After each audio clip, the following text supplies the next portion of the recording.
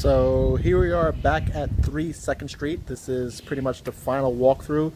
Construction is complete. I'm here today for the appraisal of the property since we are refinancing this property and keeping it as a rental. So I'm going to walk you through it, show you exactly what we did so you can see the final product and see what kind of work I do here in Port Jervis. Let's go inside.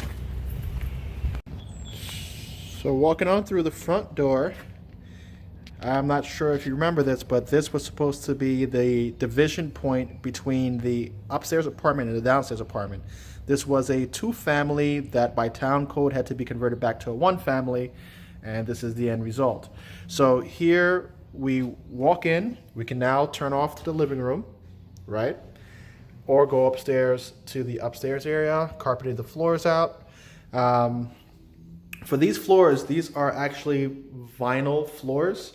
What we did, I use vinyl because I'm keeping this as a rental, and I want to make sure that it's able to tolerate the wear and tear.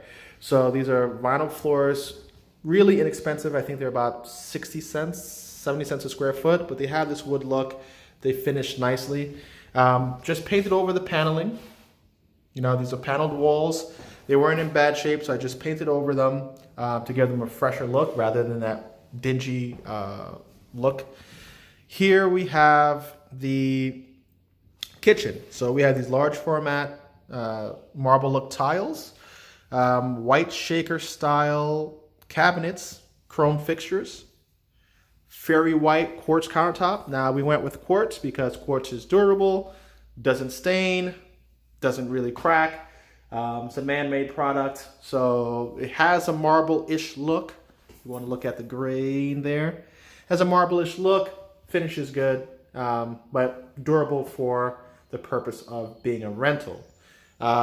Stainless steel appliances, nothing fancy. The price point difference between a stove like this and a white one might be $150. This looks better, shows better for the appraiser, shows better the tenants. So why not spend the extra $150? It's not gonna run you. What does that equal in your increase in your mortgage payment? $5. It's worth it in my opinion. So this is the look of the kitchen, and we're gonna walk into the bathroom here. So same tiles continue into the bathroom. Subway tiles, finished like the other properties that I have up here in Upper New York. Same colors, because if I'm keeping it as a rental, guess what? There's going to be wear and tear. I don't want to have to think what was the color that I used. Am I going to get them to match, etc. Just use the same colors, especially for paint colors, and you should be in good shape. Here is the bedroom that's off of the kitchen.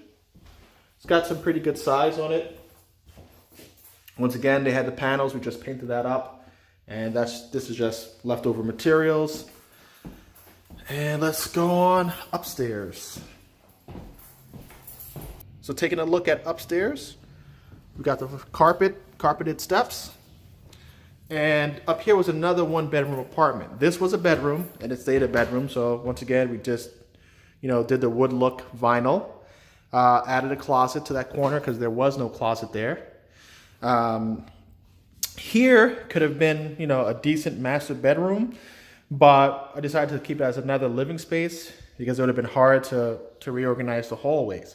Because what would I have done to access this place? So this could be like another family room or kids' playroom for whoever's renting this property. Here's the other bathroom. So same colors, same style, pretty much the same bit.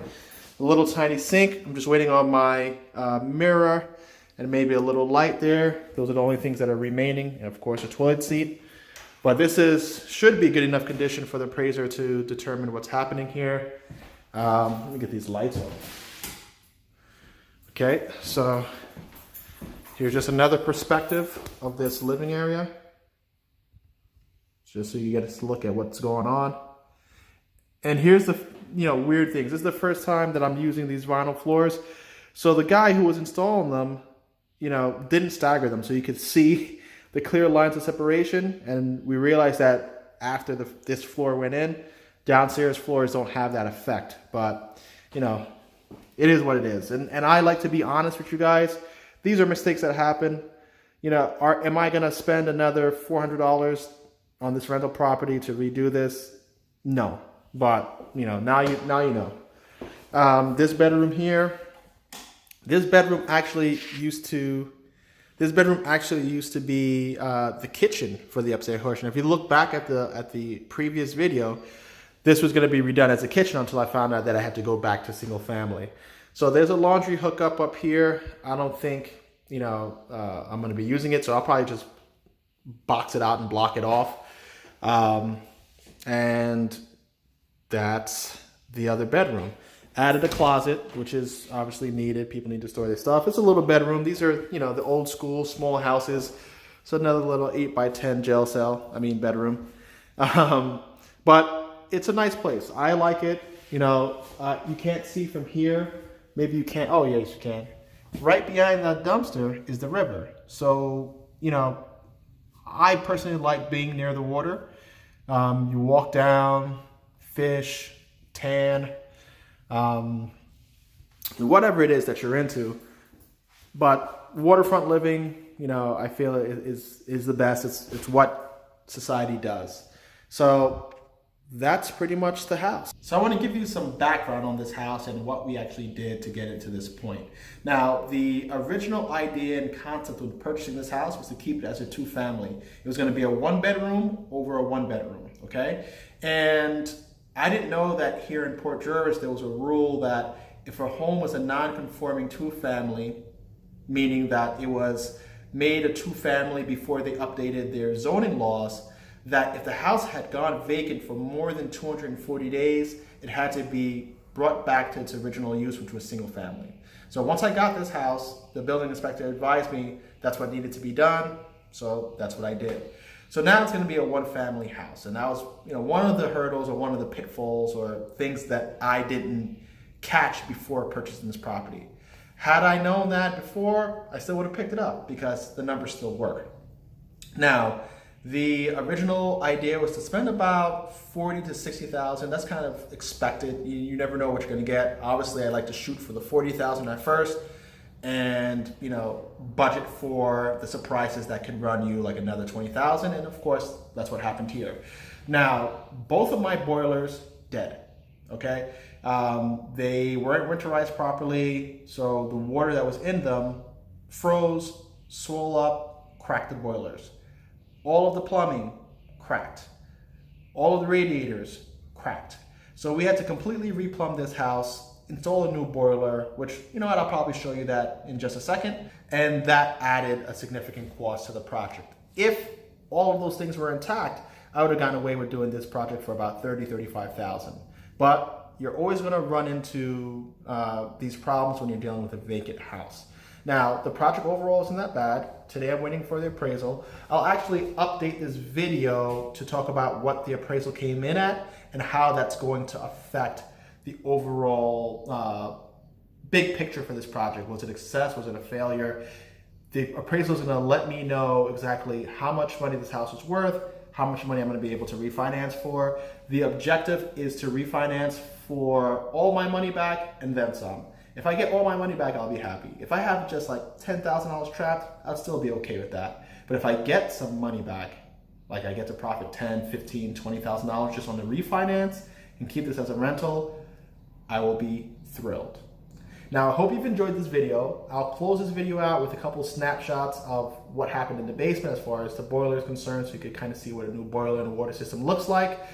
And that should be it. Now, I hope you've enjoyed this video here at ENTP Life. I hope you're learning something. You're seeing that flipping houses is really possible. It doesn't take me much time, doesn't take much effort.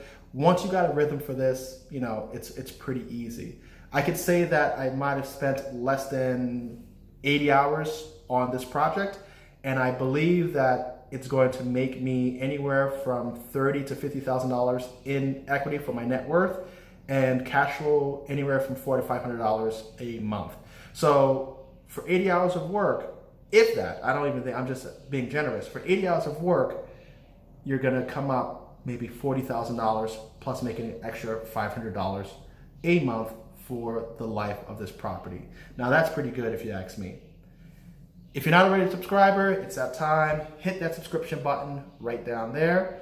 Don't forget to like, leave your questions and comments in the comment section below. I always want to hear back from you guys. I want to be able to address your questions, teach you something, teach you how to do this. Now, don't forget, of course, share this video with your friends. Why? As I always say, you never know who in your circle is interested in investing in real estate. It always helps to have a partner. It always helps to have additional capital for your jobs. Let people know that you're interested, and you'll see that they're interested too. Thanks again. Take care. This is the new water heater for the home. Down here we had 2 water heaters, 2 boilers that fed each floor because they were on independent meters, and obviously that's good for the landlord. But now we're combining them on 1 water heater and 1 boiler. So this is the system that got installed. Of course, it sets you back a bit. If you're able to get a house that is properly winterized, you won't have that issue.